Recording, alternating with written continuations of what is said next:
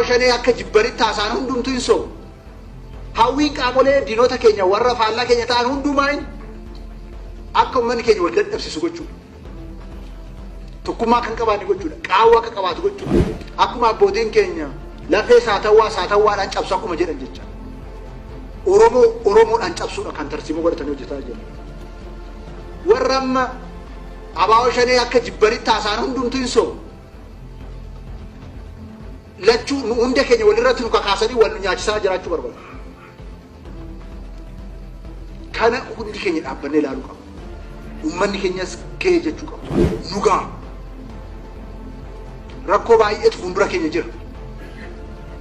Qabsoo olaanaa dhimmoota nu gaafataniitu fuuldura keenya jira. Wal cabsuun nugaa, wal tuffachuun nugaa, wal diiguun nugaa. Oromiyaan Itoophiyaan hunda keenya fuungeeti. Umaa rakkootu kun qabu. Kanaafuu dhimmi sirriitti ciccinee uummata keenya ibsuu barbaadnus qaamolee hidhannoodhaan socho'an kanaafis irra deddeebi'ee ibsuu barbaadu karaa araaraa karaa nagaatti adeemnu jechuun barbaadu.